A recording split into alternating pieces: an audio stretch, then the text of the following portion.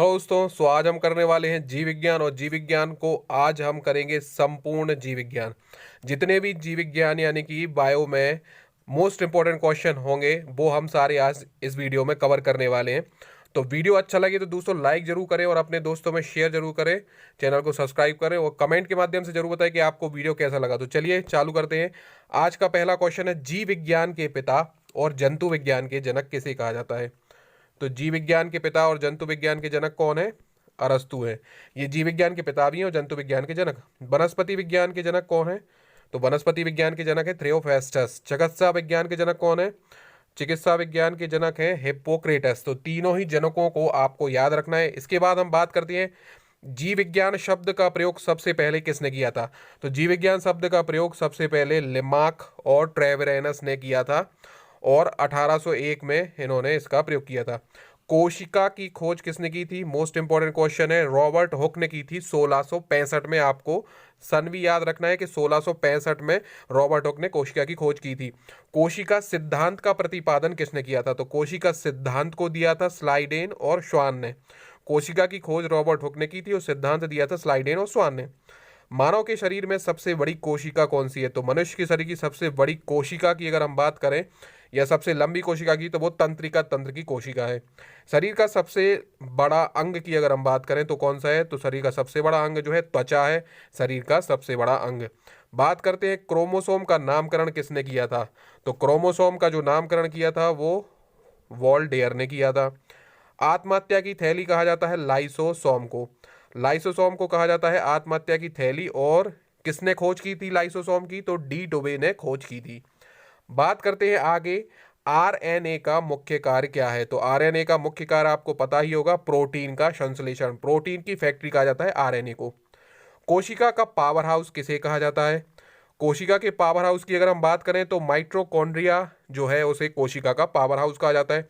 कोशिका का ईंधन किसे कहा जाता है? तो कार्बोहाइड्रेट यानी कि ग्लूकोज जो होता है उसे कोशिका का ईंधन कहा जाता है। सारे ही क्वेश्चन मोस्ट इंपॉर्टेंट क्वेश्चन है, बहुत ही ज्यादा आने वाले क्वेश्चन है, सारे एग्जामों में आ जाते हैं ये क्वेश्चन। याद रखना है आपको सारे के सारे क्वेश्चनों को। प्रोटीन का संश्लेषण की जो क्रिया होती है वो कहाँ पर होती है? तो अभी बताया था कि प्रोटीन की फैक्ट्री किसे कहा जाता है? राइबोसोम को कहा जाता है। तो प्रोटीन का संश्लेषण कहाँ पे होता है? राइबोसोम में होता है। आगे बढ़ते हैं, बात करते हैं हम अपने नेक्स्ट क्वेश्चन की। बात करते हैं केंद्रक की। तो केंद्रक की खोज किसने की थी? तो केंद्रक की खोज की अगर हम बात करें तो रॉबर्ट, यहां पर केंद्रक है, केंद्रक की खोज किसने की थी? रॉबर्ट ब्राउन ने की थी। तो याद रखना, न्यूक्लियस की खोज किसने की थी? रॉबर्ट ब्राउन ने।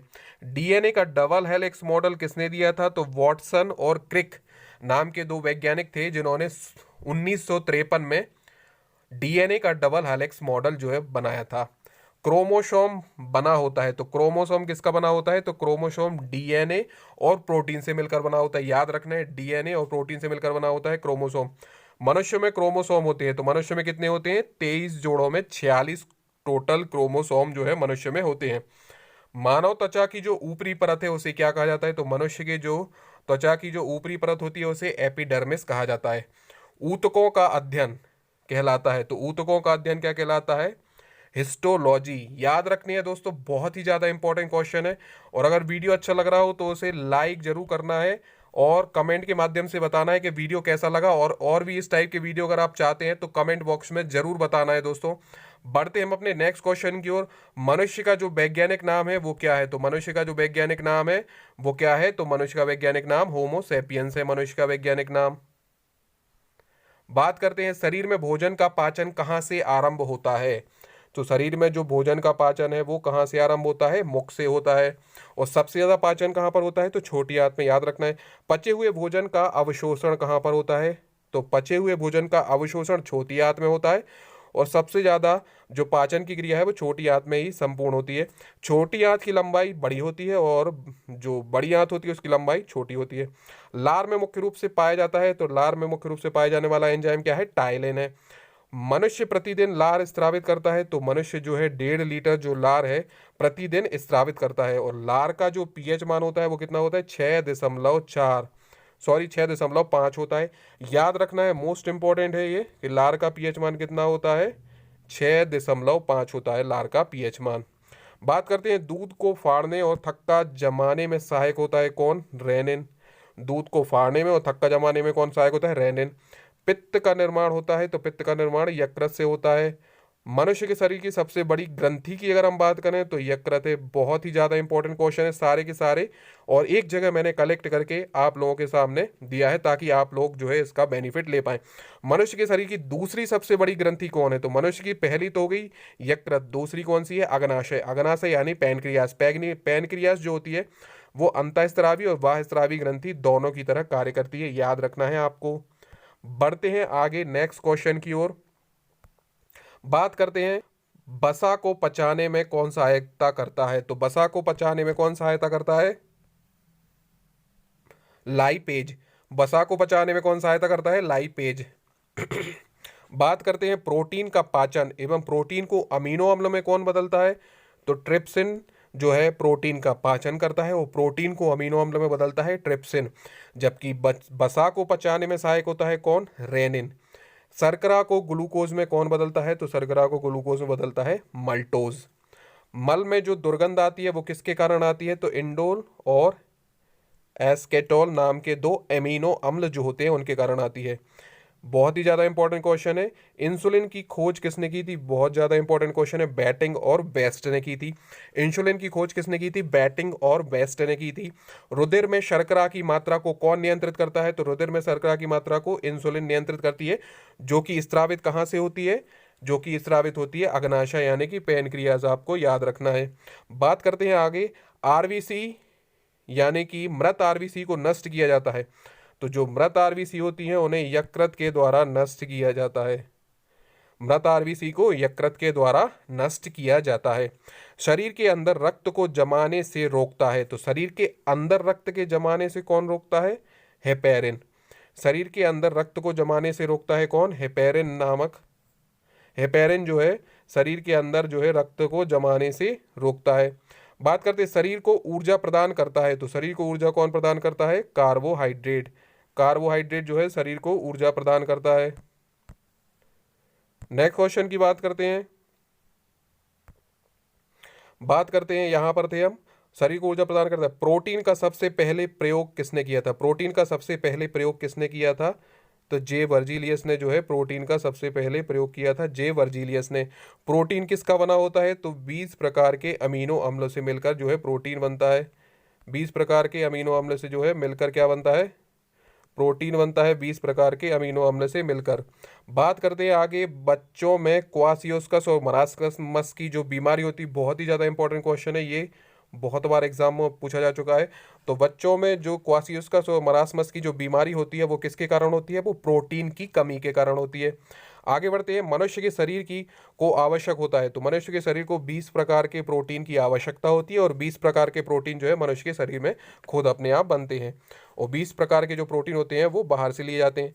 1 ग्राम बसा, मोस्ट इंपॉर्टेंट क्वेश्चन है, 1 ग्राम बसा में कितनी ऊर्जा निकलती है? तो 9.3 इंटू 9.3 कैलोरी जो ऊर्जा है वो 1 ग्राम बसा से उत्पन्न होती है। जबकि ग्लूकोज से कितनी होती है? तो ग्लूकोज से होती है 4.2 किलो कैलोरी ऊर्जा उत्पन्न होती है, यानी कि बसा से सबसे ज़्यादा ऊर्जा उत्पन्न होती है। बात करते हैं आगे। विटामिन की खोज किसने की थी? तो विटामिन की खोज 1911 में किसने की थी? फंक नाम के वैज्ञानिक ने की थी विटामिन की खोज। तो बहुत सारे क्वेश्चन लेके आया हूँ मैं, बहुत ही ज़्यादा इंपॉर्टेंट क्वेश्चन है। तो वीडियो अच्छा लग रहा हो तो लाइक जरूर करना है दोस्तों, लाइक जरूर करना है। बढ़ते हैं आगे हम अपने नेक्स्ट क्वेश्चन की ओर। तो अभी हमने देखा कि विटामिन की खोज किसने की थी? तो फंक ने की थी। बात करते हैं विटामिन ए और बी की खोज किसने की थी? तो विटामिन ए और बी की खोज किसने की थी? मैक्यूलन ने की थी। तो मैक्यूलन ने की थी विटामिन ए और बी की खोज। जबकि विटामिन सी और डी की खोज किसने की थी? होलकट और हॉपकिंसन ने विटामिन सी और डी की खोज की थी, जबकि ए और बी की मैक्यूलन ने की थी। जल में घुलनशील कौन से होते हैं? बहुत ही ज़्यादा इंपॉर्टेंट क्वेश्चन है। बी और सी जल में घुलनशील है। तो जो विटामिन जल में घुलनशील होते हैं वो बी और सी है। बसा में घुलनशील कौन से विटामिन है? तो बसा में घुलनशील बाकी जो बचे ए डी ई के। तो जल में बी और सी है और बसा में घुलनशील ए डी ई के। शरीर में जो जल का भार होता है वो कितना होता है? तो 65 से 80% जो है शरीर में जल का भार होता है। एक स्वस्थ मनुष्य को प्रतिदिन पानी पीना चाहिए। तो स्वस्थ मनुष्य जो है उसे प्रतिदिन 4 से 5 लीटर जो पानी है अवश्य पीना चाहिए। तो याद रखना है कि शरीर में जो जल का भार होता है वो कितना होता है, 65 से 80%। हड्डियों और दांतों को स्वस्थ रखने में सहायक अकार्बनिक पदार्थ कौन सा है? तो जो फ्लोरीन है वो हड्डियों और दांतों को स्वस्थ रखने में सहायक अकार्बनिक पदार्थ होता है। अस्थियों एवं दांतों के निर्माण में कैल्शियम और फास्फोरस जो है सहायक होता है। रक्त में हीमोग्लोबिन बनाने में सहायक कौन होता है? तो रक्त में जो हीमोग्लोबिन बनाने में सहायक होता है वो होता है लोहा। आपको पता ही होगा कि हीमोग्लोबिन जो है उसमें आयरन होता है। लोहे की कमी के कारण कौन सा रोग होता है? आरक्तता, जिसे हम एनीमिया रोग कहते हैं, वो किसके कारण होता है? तो ये रोग जो होता है वो रक्त मतलब लोहे की कमी के कारण होता है। अगर आयोडीन की कमी के कारण की बात करें तो आयोडीन की कमी के कारण ग्वाइटर यानी कि घेंगा रोग जो है वो रोग जो है आयोडीन की कमी के कारण होता है। अब हम बात करते हैं विटामिन ए का नाम क्या है।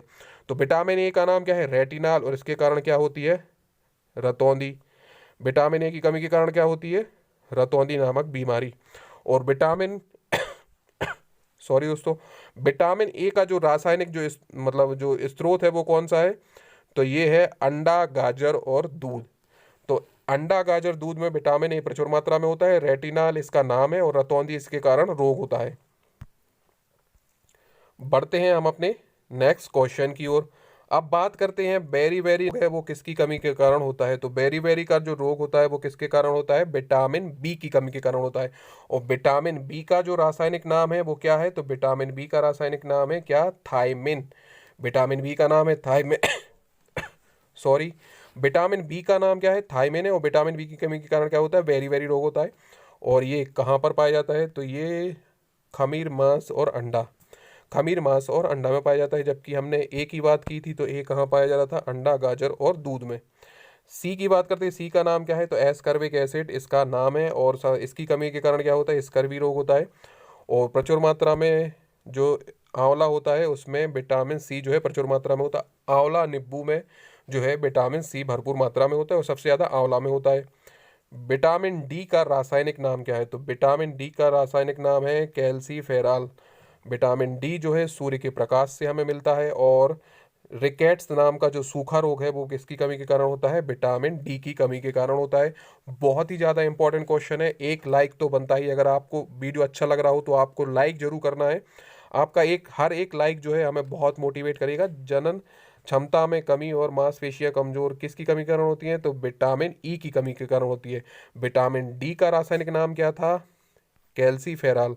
और विटामिन ई का नाम क्या है? टैकोफेरॉल। याद रखना है, कंफ्यूज नहीं होना है। विटामिन डी का कैल्सीफेरॉल और विटामिन ई का नाम क्या है? टैकोफेरॉल। रक्त का थक्का नहीं बनता है। तो रक्त का थक्का नहीं बनता है विटामिन के कारण। विटामिन के जो है उसके कारण क्या होता है? रक्त का थक्का नहीं बनता है। और इसका जो रासायनिक नाम है वो क्या है? नेफ्थोक्विनोन। नेफ्थोक्विनोन जो है विटामिन के का रासायनिक नाम है। तो डी का हो गया कैल्सीफेरॉल, ई का हो गया टैकोफेरॉल और नेफ्थोक्विनोन जो है विटामिन के का रासायनिक नाम होता है। बात करते हैं रक्त परिसंचरण तंत्र की खोज किसने करी थी? तो रक्त परिसंचरण तंत्र की अगर हम बात करें कि खोज किसने करी थी, तो रक्त परिसंचरण तंत्र की खोज किसने करी थी? विलियम हार्वे ने करी थी। और कब की थी? 1928 में की थी। आरबीसी के निर्माण में सहायक और जिसमें कोबाल्ट होता है विटामिन बी 12। रासायनिक नाम बहुत ज़्यादा इंपॉर्टेंट है, साइनो कोबालमिन, याद रखना है। और जिसमें कोबाल्ट पाया जाता है वो कौन सा है? Vitamin B 12 cyanocobalamin. मनुष्य के हृदय का सामान्य स्पंद यानी धड़कन जो होती है वो कितनी होती है? तो 1 मिनट में 72 बार धड़कता है हमारा जो हृदय है। स्वस्थ मनुष्य में श्वसन दर कितनी होती है? 16 से 18 बार प्रति मिनट। तो जो एक स्वस्थ मनुष्य होता है उसमें श्वसन दर होती है 16 से 18 बार। और हृदय स्पंद जो होता है 72 बार प्रति मिनट। मनुष्य एक दिन में श्वसन करता है, तो मनुष्य एक दिन में कितने बार सांस लेता है? तो 2200 बार सांस लेता है। और कितने केजी वायु लेता है? तो 1600 केजी की वायु जो है अंदर और बाहर छोड़ता है। तो याद रखना है, सारे के सारे फैक्ट मोस्ट इंपॉर्टेंट फैक्ट है। बहुत ही ज़्यादा इंपॉर्टेंट क्वेश्चन मैं आपके सामने लेके आया हूँ। वीडियो अच्छा लगता है तो लाइक जरूर करना है। बात करते हैं आगे। मनुष्य के शरीर का जो रक्त दाब होता है वो कितना होता है? तो मनुष्य के शरीर का जो रक्त दाब होता है वो होता है 120/80 mmHg। तो याद रखना है आपको 120/80 mmHg। पूरा होता है। रक्तचाप मापने वाला जो यंत्र है वो कौन है? स्फैग्मोमैनोमीटर। स्फैग्मोमैनोमीटर जो है रक्तचाप मापने वाला यंत्र है। एक स्वस्थ व्यक्ति के रक्त की मात्रा कितनी होती है? तो एक स्वस्थ व्यक्ति जो होता है उसमें 5 से 6 लीटर जो है रक्त होता है। और प्रतिदिन पानी कितना पीना चाहिए? तो प्रतिदिन पानी पीना चाहिए 4 से 5 लीटर। और बात करें कि मनुष्य के शरीर में पानी का जो भार होता है वो कितना होता है? तो 65 से 80%। तीनों फैक्ट आपको याद रखने हैं, ये एग्जाम में बहुत ही ज़्यादा पूछे जाते हैं। तो अब हम बात करते हैं रक्त का थक्का जमाने में सहायक होता है कौन? तो फाइब्रोनोजीन। फाइब्रोनोजीन जो है वो रक्त का जो थक्का होता है उसको जमाने में सहायक होता है। लाल रक्त का जो लाल रंग है वो किसके कारण होता है? तो रक्त का लाल रंग जो है हीमोग्लोबिन के कारण होता है। तो हीमोग्लोबिन के कारण रक्त का रंग लाल होता है और उसमें लोहा आयरन पाया जाता है। लाल रक्त कणिकाओं का जीवन काल कितना होता है? तो लाल रक्त कणिकाएं जो होती हैं उनका जो जीवन काल होता है वो 120 दिन होता है। और लाल रक्त कणिकाओं का जो निर्माण है वो कहाँ से होता है? तो अस्थि मज्जा से इसका निर्माण होता है। बहुत ज़्यादा इंपॉर्टेंट क्वेश्चन है दोनों ही के दोनों। लाल रक्त कणिकाओं का जीवन काल 120 दिन और अस्थि मज्जा में इनका निर्माण होता है। जबकि बात करें श्वेत रक्त कणिकाओं का निर्माण कहाँ से होता है? तो श्वेत रक्त कणिकाएं जो होती है उनका जो निर्माण होता है वो होता है अस्थि मज्जा से, लिम्फ नोड से, यकृत से और प्लीहा से।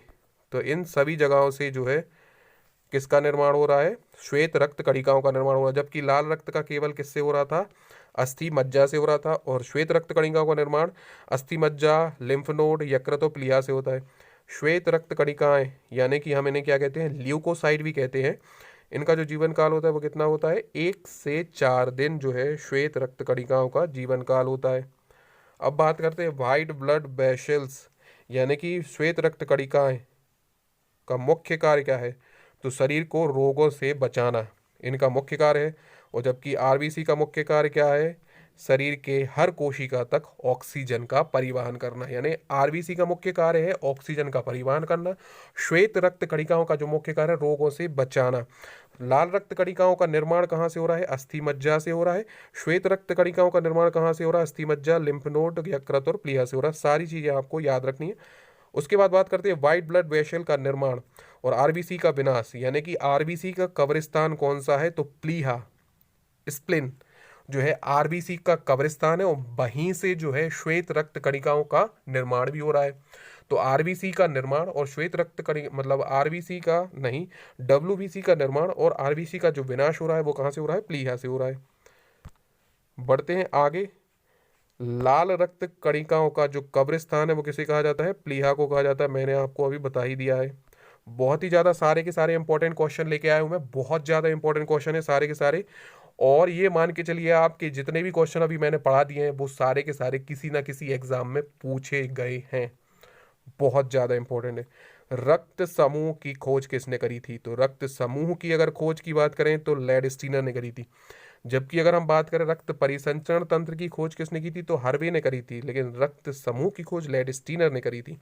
रक्त का पीएच मान की अगर हम बात करें तो 6.4। प्रकृति होती है क्षारीय। मोस्ट इंपॉर्टेंट क्वेश्चन है, याद रखना है। 6.4 और प्रकृति होती है क्षारीय। रक्त का पीएच मान 7.4 होता है। रक्त का पीएच मान कितना होता है? 7.4 होता है। और जो प्रकृति होती है वो क्षारीय होती है। सर्वादाता रुधिर वर्ग यूनिवर्सल डोनर कौन है? तो ओ है। पता ही होगा आपको। यूनिवर्सल डोनर जो सबको दे सकता है वो कौन है? ओ, ब्लड ग्रुप वाले व्यक्ति। आगे बात करते हैं। वीडियो दोस्तों अगर अच्छा लग रहा हो तो लाइक जरूर करें। बहुत ही इंपॉर्टेंट सेशन है ये वाला। और इस वीडियो को आपको 2 से 3 बार जरूर देखना है क्योंकि एक बार में आपको ये क्वेश्चन जो है याद नहीं होने वाले हैं। तो 2 से 3 बार आप इन क्वेश्चन को देखेंगे तो आपको जरूर याद हो जाएगा। और वीडियो अच्छा लगे तो लाइक जरूर करना है, कमेंट के माध्यम से जरूर बताना है। और हो सके तो दोस्तों 1 मिनट का टाइम निकाल के आपको इस वीडियो को शेयर भी जरूर करना है। क्योंकि आप जितना ज़्यादा इसे शेयर करेंगे मुझे और मोटिवेट होऊंगा मैं। और मैं ज़्यादा से ज़्यादा इस टाइप के वीडियो लाने के लिए तत्पर रहूंगा आपके लिए। तो बढ़ते हैं आगे। सर्वग्राही रुधिर वर्ग यानी कि यूनिवर्सल एक्सेप्टर कौन है? तो यूनिवर्सल एक्सेप्टर की अगर हम बात करें तो ए बी है। तो दोनों ही याद रखना है। ओ जो है दे सकता है सभी को, और ए भी जो है सबसे ले सकता है। रक्त का शुद्धिकरण की अगर हम बात करें कहाँ पर हो रहा है, फेफड़ों में रक्त का शुद्धिकरण हो रहा है, फेफड़ों में रक्त का शुद्धिकरण होता है। उसके बाद बात करते हैं मूत्र का जो रंग है वो पीला होता है, तो यूरोक्रोम के कारण जो मूत्र है उसका जो रंग है वो क्या होता है, येलो होता है। बात करते हैं थायराइड ग्रंथि, जिसे आवुट ग्रंथि भी कहा जाता है, वो कहाँ पर पाई जाती है, तो थायराइड ग्रंथि जो है जिसे आवुट ग्रंथि कहा जाता है वो गले में पाई जाती है। बात करते हैं अब मस्तिष्क की, तो शरीर की मतलब सभी मानसिक क्रियाएं, जितनी भी मानसिक क्रियाएं होती हैं जैसे कि चेतना, याददाश्त, विवेक और बुद्धि, उनका जो नियंत्रण होता है वो कहाँ से होता है, प्रामस्तिष्क या फिर सेरिब्रम से, जिससे जो मस्तिष्क का आगे वाला भाग होता है। तो याद रखना है कि जो जितनी भी अपन मानसिक जो क्रियाएं करते हैं जैसे कि याददाश्त, चेतना, विवेक और बुद्धि, जैसे कि अभी आप इस वीडियो को देख रहे हैं, अपना पूरा ध्यान इस पर केंद्रित किए हैं, तो ये कहाँ से केंद्रित हो रहा है, तो ये प्रामस्तिष्क यानी कि सेरेब्रम, मस्तिष्क का जो आगे वाला भाग है, उससे आप जो है इस वीडियो को याद रख पाएंगे। अब हम बात करते हैं शरीर की सभी ऐच्छिक क्रियाएं, मतलब कि शरीर की जो जितनी भी ऐच्छिक क्रियाएं होती हैं जैसे कि चलना, सोना, उठना, जागना, घूमना, बोलना, नाचना, इन सभी का जो नियंत्रण है वो कौन करता है, तो अनुमस्तिष्क, जो जो अनुमस्तिष्क को क्या कहते हैं, सेरिबेलम। तो प्रामस्तिष्क से चेतना, याददाश्त, बुद्धि और विवेक वाली चीजें होती हैं, और ऐच्छिक क्रियाओं का जो नियंत्रण होता है वो कहाँ पर होता है, तो ये मस्तिष्क का पीछे वाला भाग होता है, अनुमस्तिष्क, जिसे हम सेरिबेलम कहते हैं। मनुष्य के शरीर में कुल कितनी हड्डियां होती हैं, सभी को पता है 206 हड्डियां होती हैं। खोपड़ी की अगर हम बात करें तो खोपड़ी में कितनी हड्डियां होती हैं, तो खोपड़ी अगर बात करें, पूरे सिर की बात नहीं की जा रही यहाँ पर, केवल खोपड़ी की बात की जा रही है, तो 8 हड्डियां होती हैं। शरीर की सबसे लंबी अस्थि कौन सी है, तो फीमर जो है, और अस्थि जैसे बोला जाता है, one of the most important question है। जो शरीर की सबसे लंबी अस्थि है वो कौन सी है, फीमर। और शरीर की सबसे छोटी जो अस्थि है वो कौन सी है, स्टेप्स, जो कि कान के पास होती है।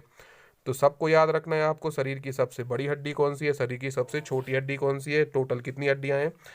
मजबूत हड्डी की बात करें तो मजबूत हड्डी कौन सी होती है, जबड़े की हड्डी। जबड़े की हड्डी मनुष्य के शरीर की सबसे मजबूत हड्डी होती है। मनुष्य के शरीर का सबसे छोटी ग्रंथि कौन सी होती है, तो मनुष्य के शरीर की सबसे छोटी ग्रंथि होती है पीयूष ग्रंथि, जिसे मास्टर ग्रंथि के नाम से जाना जाता है। ये जो है शरीर की सबसे छोटी ग्रंथि होती है। इंसुलिन का स्त्रावण मैंने बताया था कि अग्नाशय से होता है, और अग्नाशय में कहाँ से होता है, तो लेगरहैश की दीपिका की बीटा कोशिकाओं से होता है। जो अपना अग्नाशय होती है उसमें 4 प्रकार की कोशिकाएं होती हैं, अल्फा, बीटा, गामा और शायद डेल्टा भी होती है। तो इन 4 में से बीटा कोशिका जो है इंसुलिन का स्त्रावण करती है। टीबिया नामक हड्डी पाई जाती है, तो टीबिया जो नामक हड्डी है वो पैरों में पाई जाती है। अब हम बात करते हैं आगे, बहुत ही ज़्यादा इंपॉर्टेंट क्वेश्चन है ये, सारे के सारे आपको पढ़ने से समझ आ गया होगा कि ये वीडियो जो है कितना इंपॉर्टेंट है। तो अगर वीडियो अच्छा लग रहा हो तो लाइक तो जरूर बनता है, और साथ में शेयर भी बनता है। अगर आपको इस वीडियो से कुछ भी सीखने को मिल रहा है तो आपको दोस्तों में शेयर जरूर करना है। बात करते हैं शरीर के तापमान को नियंत्रित कौन करता है, तो शरीर के ताप को नियंत्रित कौन करता है, तो शरीर के ताप को नियंत्रित करती है हाइपोथैलेमस ग्रंथि। शरीर के ताप को नियंत्रित करती है। लाल रक्त कणिकाओं का निर्माण कहाँ से होता है, तो लाल रक्त कणिकाओं का निर्माण भ्रूण अवस्था की बात हो रही है, वैसे तो अस्थि मज्जा में होता है लेकिन भ्रूण अवस्था में यकृत और प्लीहा से भी होता है। बात करते हैं मस्तिष्क का वजन कितना होता है, तो 1350 ग्राम होता है हमारे मस्तिष्क का वजन। अब कुछ बीमारियों के नाम आ गए हैं तो जल्दी से देख लेते हैं। तो बात करते हैं ट्रैकोमा एस्टैग्मेंटिज्म, ट्रैकोमा एस्टैग्मेंटिज्म जिसे आबिंदुता बोला जाता है, और मोतियाबिंद। ये प्रभावित होने वाला अंग कौन सा है, तो सभी को पता लग गया होगा, इससे आंखें जो है प्रभावित होती हैं। आगे बात करते हैं पीलिया यानी कि हेपेटाइटिस से कौन प्रभावित होता है, तो पीलिया हेपेटाइटिस से यकृत प्रभावित होता है। बहुत ज़्यादा इंपॉर्टेंट क्वेश्चन है ये। अब बात करते हैं कुछ विषाणुओं द्वारा उत्पन्न होने वाले रोगों की। तो विषाणुओं द्वारा कौन कौन से रोग उत्पन्न होते हैं, तो पोलियो, ट्रैकोमा, पोलियो, चेचक, खसरा और इन्फ्लुएंजा। ये सारे के सारे जो रोग हैं वो किसके द्वारा उत्पन्न होते हैं, तो विषाणुओं के द्वारा उत्पन्न होते हैं। अगर हम बात करें यहाँ पर पायरिया, मलेरिया, कालाजार, पैचिस, तो ये रोग जो है किसके कारण उत्पन्न होते हैं, तो ये जो है परजीवी के कारण उत्पन्न होते हैं। तो सारे के सारे आपको ये वाले जो क्वेश्चन है वो आपको रटने ही पड़ेंगे। विषाणु के कारण उत्पन्न होते हैं, एक बार वो देख लेते हैं, ट्रोकोमा, पोलियो, चेचक, खसरा और इन्फ्लुएंजा। जबकि परजीवी के कारण कौन से रोग होते हैं, पायरिया, मलेरिया, कालाजार और पैचिस रोग होते हैं। बात करते हैं जीवाणु और बचा है, तो जीवाणु को देख लेते हैं। तो जीवाणुओं के कारण कौन से रोग होते हैं, तो ये होते हैं टिटनेस, हैजा, टाइफाइड, निमोनिया, डिप्थीरिया, तपेदिक और क्षय रोग जो है। क्षय रोग जो है, ये सारे रोग जो है जीवाणु यानी कि बैक्टीरिया के कारण उत्पन्न होते हैं। तो आपको इसमें कंफ्यूज नहीं होना है, जीवाणु मतलब होता है बैक्टीरिया और वायरस मतलब होता है विषाणु, और परजीवी मतलब होता है प्रोटोजोआ। कम से कम इसमें तो आपको कंफ्यूज बिल्कुल नहीं होना है। अब हम बात करते हैं मेनिनजाइटिस रोग जो है से प्रभावित होने वाला अंग कौन सा है। तो मेनिनजाइटिस से कौन सा रोग प्रभावित होता, मतलब कौन सा अंग प्रभावित होता है, तो मेनिनजाइटिस से मस्तिष्क प्रभावित होता है। टिटनेस, कोड़, रेबीज, मिर्गी, पोलियो से प्रभावित कौन सा होता है, तो इन सभी से तंत्रिका तंत्र प्रभावित होता है। कौन कौन से हैं, टिटनेस से, कोड़ से, रेबीज से, मिर्गी से और पोलियो से। सबसे तंत्रिका तंत्र रोग जो मतलब तंत्रिका तंत्र प्रभावित होता है। लीची का खाने योग्य भाग कौन सा है, मोस्ट इंपॉर्टेंट क्वेश्चन है। एरिल जो है लीची का खाने योग्य भाग है। बढ़ते हैं आगे, बात करते हैं कुछ और इम्पोर्टेंट क्वेश्चन की। सारे के सारे इम्पोर्टेंट क्वेश्चन है। अभी तक मैंने आपको 113 क्वेश्चन कराए हैं और 113 के 13 क्वेश्चन बहुत ज़्यादा इम्पोर्टेंट हैं। तो वीडियो आपको पता ही चल गया होगा कितना ज़्यादा इम्पोर्टेंट है, और अगर इम्पोर्टेंट है तो एक लाइक बनता है। तो बात करते हैं किसकी, बीसीजी का टीका लगाया जाता है। तो बीसीजी, तो याद रखना है बीसीजी का टीका लगाया जाता है आपको टीबी रोग से बचाव के लिए। टीबी रोग से बचाना है तो बीसीजी का टीका लगवाना है। अब बात करते हैं डीपीटी का टीका किस रोग से बचाव के लिए उपयुक्त है। तो डीपी और टी, तो तीन शब्द यहाँ पे हैं और तीन बीमारियाँ यहाँ पर हैं। तो D T P, diphtheria, tetanus और काला खांसी, तो इनको बचाना है तो डीपीटी का टीका लगवाना पड़ेगा। बात करते हैं आगे, मलेरिया रोग से प्रभावित होने वाला अंग कौन सा है। तो मलेरिया से कौन प्रभावित होता है, आरबीसी और तिल्ली, और माइकोप्लाज्म नामक जीवाणु जो प्रोटोजोआ होता है उसके कारण होता है मलेरिया रोग। मादा एनाफिली जिसका वाहक होती है। बात करते हैं टाइफाइड, हैजा, पैचिस रोग से प्रभावित अंग कौन सा है। तो टाइफाइड, हैजा और पैचिस, इन तीनों से कौन प्रभावित होता है, आंत प्रभावित होती है। सेब और नाशपाती का खाने योग्य भाग कौन सा है। तो सेब और नाशपाती का खाने योग्य भाग है मासल पुष्पासन। सबसे बड़ा और सबसे छोटा फूल कौन सा है। तो सबसे बड़ा फूल है रेफ्लेशिया और सबसे छोटा जो फूल है वो है बुल्फिया। आगे बढ़ते हैं, बात करते हैं सबसे बड़ा बीज लोडेशिया और सबसे छोटा बीज जो है आर्किड है। तो कंफ्यूज नहीं होना है, सबसे बड़ा जो है रेफ्लेशिया और सबसे छोटा बुल्फिया, और सबसे बड़ा बीज है लोडेशिया और सबसे छोटा है आर्किड। अब बात करते हैं ब्रोंकाइटिस, कुकर खांसी और दमा। पता ही चल गया होगा इस अंग कौन सा फेफड़े प्रभावित होते हैं इन सभी रोगों से। गलसुआ रोग जो है से प्रभावित होता है तो थायराइड ग्रंथि जो है गलसुआ, आयोडीन की कमी से घेंगा रोग होता है और गलसुआ जो है वो थायराइड ग्रंथि को प्रभावित करता है। शुद्ध जल, समुद्र जल और दूध का पीएच मान कितना होता है। तो शुद्ध जल का पीएच मान होता है 7, समुद्री जल का 8.4 और दूध का पीएच मान होता है 6.4। तो याद रखना है दूध का पीएच मान कितना होता है 6.4, लार का कितना होता था 6.5 और रक्त का 7.4। चेचक का टीके की खोज किसने करी थी। तो चेचक के टीके की खोज किसने की थी, एडवर्ड जेनर ने चेचक के टीके की खोज की थी। याद रखना है बहुत ज़्यादा इंपॉर्टेंट क्वेश्चन है। पेनिसिलिन का आविष्कार अलेक्जेंडर फ्लेमिंग ने किया था। होम्योपैथी के आविष्कारक कौन थे, हैनीमैन।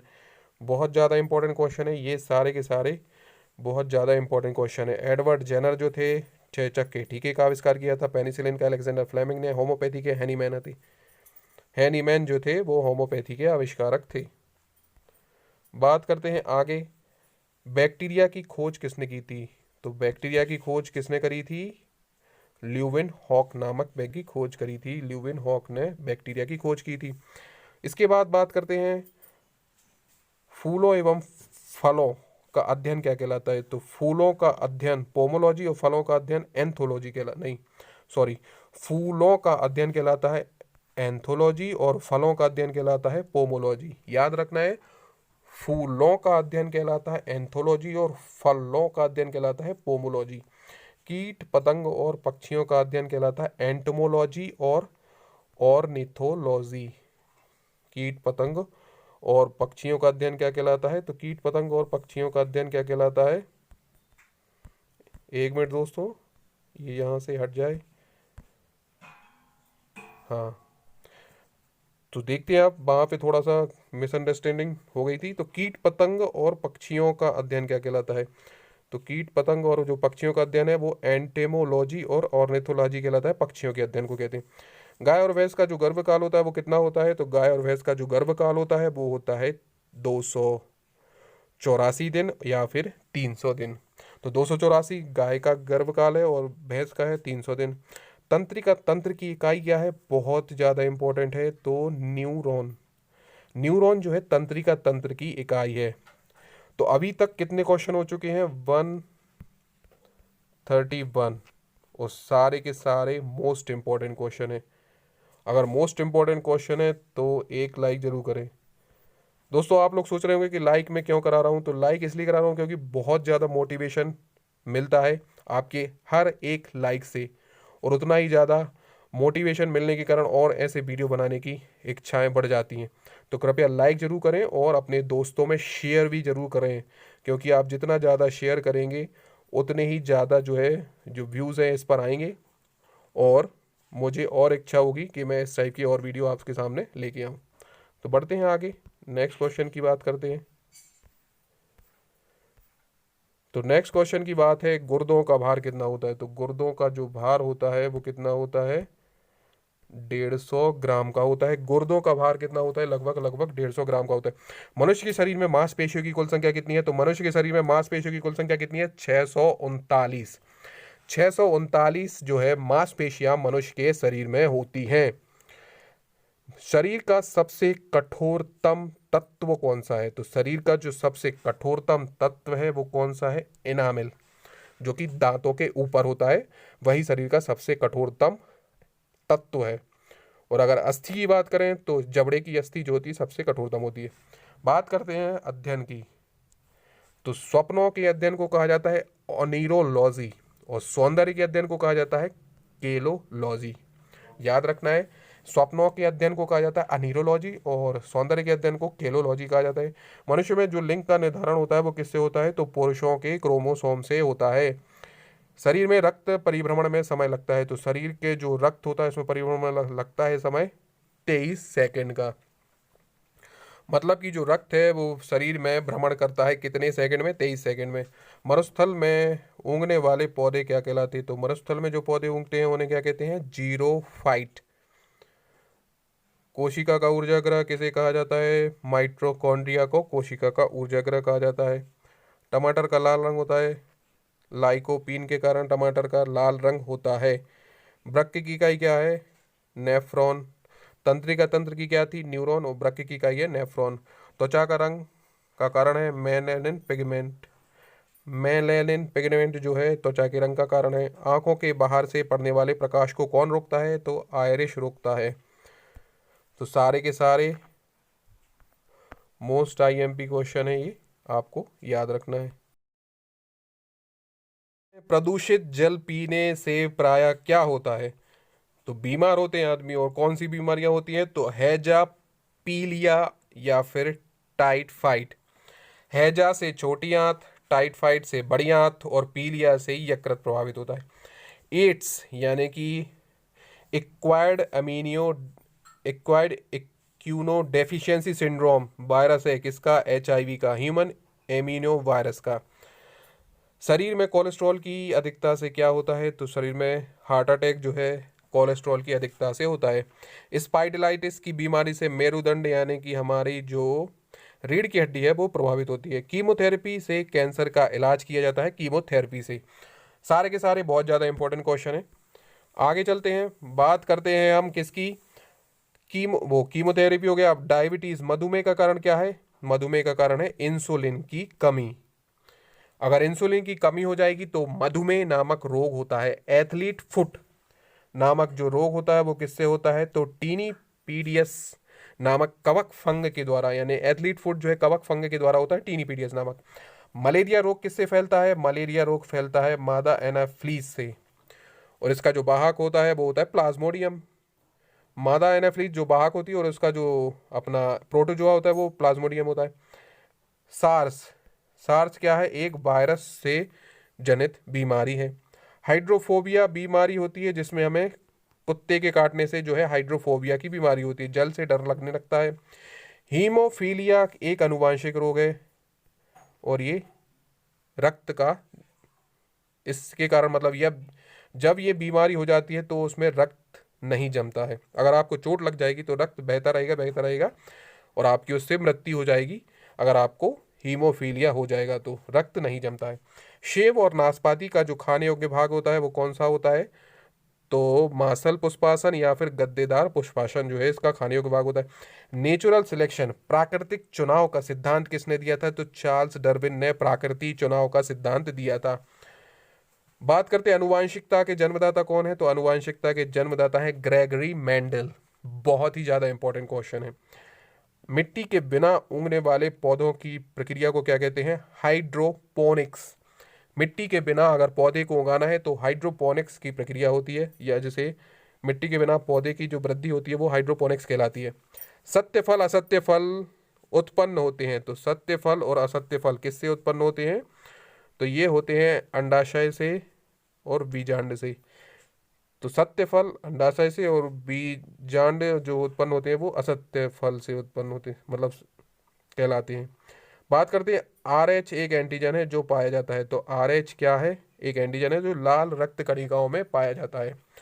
RH क्या है, एक एंटीजन है जो लाल रक्त कणिकाओं में पाया जाता है। नाइट्रोजन के स्थिरीकरण के लिए जिम्मेदार बैक्टीरिया शिवी पौधे की जड़ में उपस्थित होता है। यकृत में संचित एवं मछली के लीवर में पाए जाने वाला विटामिन कौन सा है, तो विटामिन ए जो है वो यकृत में भी होता है और मछली के लीवर के तेल में भी जो है विटामिन ए होता है। आगे बढ़ते हैं, बात करते हैं किसकी, मस्तिष्क। मनुष्य के मस्तिष्क का सबसे बड़ा भाग कौन सा है, तो अभी हमने मस्तिष्क के बारे में पढ़ा था, तो मस्तिष्क का जो सबसे बड़ा भाग है वो प्रामस्तिष्क है, जिसे हम सेरेब्रम कहते हैं, जहाँ से सभी जो मानसिक क्रियाएं होती हैं वो मतलब नियंत्रण होता है। तात्कालिक ऊर्जा के लिए खिलाड़ियों को क्या दिया जाता है, तो तात्कालिक ऊर्जा के लिए खिलाड़ियों को दिया जाता है कार्बोहाइड्रेट। प्रकाश संश्लेषण में ऑक्सीजन गैस बाहर निकलती है जल से, तो याद रखना है प्रकाश संश्लेषण में ऑक्सीजन उपयोग नहीं की जाती है, वो किससे निकलती है, जल से निकलती है। और प्रकाश संश्लेषण की क्रिया के लिए सूर्य का प्रकाश, CO2 और जल की आवश्यकता होती है, और जल से ही ऑक्सीजन निकलती है। प्रकाश संश्लेषण के दौरान प्रकाश ऊर्जा कन्वर्टेड होती है किसमें, रासायनिक ऊर्जा में। तो प्रकाश संश्लेषण के दौरान जो प्रकाश ऊर्जा होती है वो किस में रूपांतरित होती है, तो जो प्रकाश ऊर्जा होती है वो रासायनिक ऊर्जा में रूपांतरित होती है। एड्स की बीमारी की जांच के लिए कौन सा टेस्ट किया जाता है, तो एलिसा टेस्ट जो है एड्स की बीमारी की जांच के लिए किया जाता है। नेत्रदाता में प्रदाता का कौन सा भाग जो है दिया जाता है, आंख का कौन सा भाग दिया जाता है, तो जब कोई आदमी नेत्र का दान करता है तो उसका कॉर्निया जो है दान किया जाता है। अब हम बात करते हैं दूध में नहीं पाए जाने वाला विटामिन कौन सा है, तो विटामिन C जो है दूध में नहीं पाया जाता है। आगे बात करते हैं हम, पके आम में पाया जाता है, तो पके आम में कौन सा विटामिन पाया जाता है, विटामिन A जो है पके आम में पाया जाता है। शैवालों का जो अध्ययन क्या कहलाता है, तो शैवालों का अध्ययन कहलाता है फाइकोलॉजी। उसके बाद बात करते हैं प्रकाश संश्लेषण की दर सबसे अधिक एवं सबसे कम होती है, तो लाल जो प्रकाश है उसमें सबसे अधिक होती है और बैगनी रंग का जो प्रकाश है उसमें सबसे कम होती है प्रकाश संश्लेषण की दर। राइजोबियम जीवाणु पाया जाता है, तो दलहनों की जड़ों में पाया जाता है। नाइट्रोजन स्थिरीकरण करता है राइजोबियम जीवाणु, और ये दलहनी फसलों की जड़ों में पाया जाता है। तारपीन का तेल प्राप्त किया जाता है, तो चीड़ के वृक्ष जो है उससे तारपीन का तेल प्राप्त किया जाता है, चीड़ के वृक्ष से।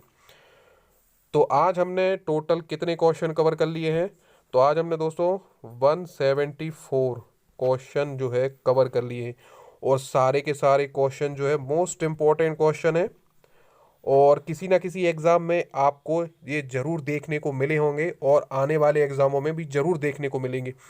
बहुत ज़्यादा इम्पोर्टेंट ये सेशन था। तो आपसे एक रिक्वेस्ट करना चाहता हूँ मैं कि अगर आपको वीडियो अच्छा लगता है तो लाइक ज़रूर करें और शेयर ज़रूर करें। 1 मिनट का टाइम निकाल के आप इसे शेयर ज़रूर कर दें ताकि मुझे भी बहुत मोटिवेशन मिलेगा। तो थैंक यू फॉर वॉचिंग। इस वीडियो को देखने के लिए आप सभी का बहुत बहुत धन्यवाद।